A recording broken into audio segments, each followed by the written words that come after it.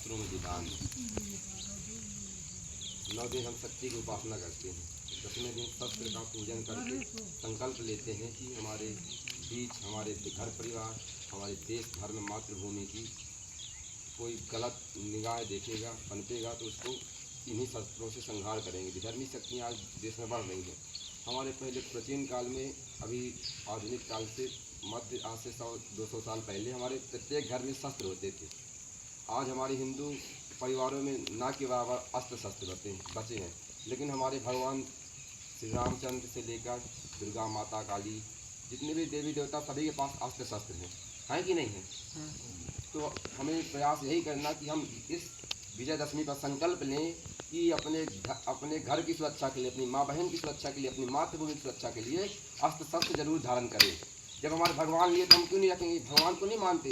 भगवान क्या कहते हैं? जैसा कर्म मैं करता हूँ, वैसा कर्म मेरे कर्म आप करिए।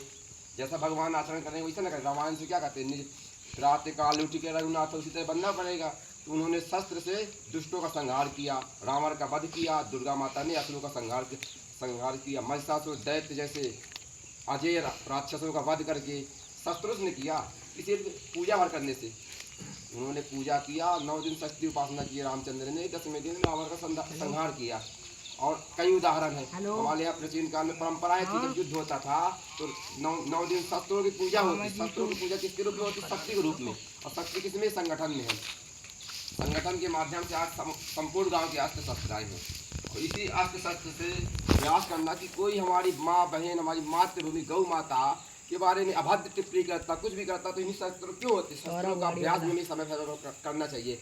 हमारे पास बंदूक है तो बंदूक चलाना भी आना चाहिए। क्या रखने वाले से काम नहीं होगा? हमारे पास तलवार है तो तलवार भाना आना चाहिए, चलाना आना चाहिए।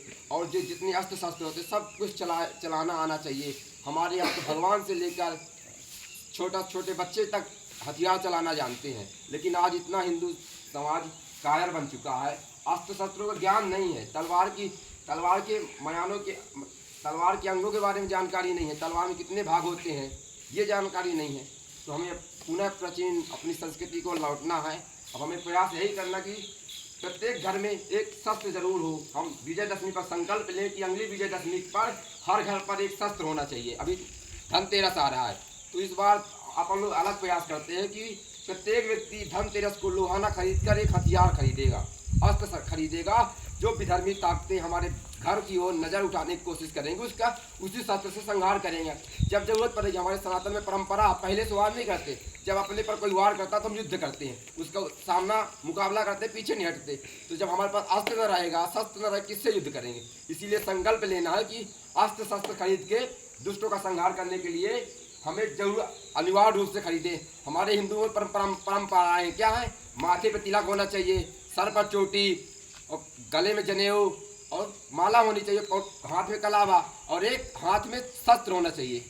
शस्त्र नहीं है हमारे पास, ना कलावा बचा, ना क्या तिलक बचा, सिर्फ नाम मात्र के लिए हिंदू बचे हैं। यदि सच में हिंदू हैं तो इन चीज़ों को अपने शरीर पर धारण करके अपनी संस्कृति का गौरव महसूस करें कि गर्व से कहना पड़ेगा कि हम हिंदू हैं, भारतीय हैं, संस्कृति हैं, सनातनी हैं। आज मुसलमान टोपी लगाने से शर्माता नहीं, शर्माता है। किसी को बिना मुसलमान को टोपी के देखे आपने ज़्यादा? हर व्यक्ति टोपी लगाता है। और क्रिश्चियन गले में क्रॉस पहनता, लेकिन हिंदू माथे में तिलक नहीं लगाता। तो अपन लोग जहाँ भी निकले तो अपन को गर्व करने वाली संस्कृति, ऐसी संस्कृति में जन्म लेते हैं जहाँ सर्वे भवन्तु सुखिनः, सर्वे सन्तु निरामया की कामना करते, सबका कल्याण हो, ऐसी कामना करते हैं। इसीलिए अब अपन को हिंदू होने का समाज को संदेश देना है कि हम हिंदू हैं, सनातनी हैं। यही विषय है। शस्त्र पूजन के माध्यम से ही संकल्प लेना कि अगले वर्ष यहाँ 10-12 शस्त्र हैं, अगले बार 50-100 शस्त्र होने चाहिए। गांव में जितने घर हैं उतने शस्त्र यहाँ होने चाहिए, तब नाम कहलाएंगे भगवान को मानते हैं। अभी देवी जी को उपासना, देवी जी में देख लीजिए 8 के 8 हाथों में शस्त्र हैं, क्या है? लेकिन हमारे घर में शस्त्र नहीं है। ये बहुत चिंता का विषय है। तो अपन लोग चिंता का कारण न बने, इसीलिए शस्त्र उठाएं। और शस्त्र किसी मारने के लिए नहीं, अपने धर्म की सुरक्षा के लिए, अपने समाज की सुरक्षा के लिए, और धर्म की सेवा करना है।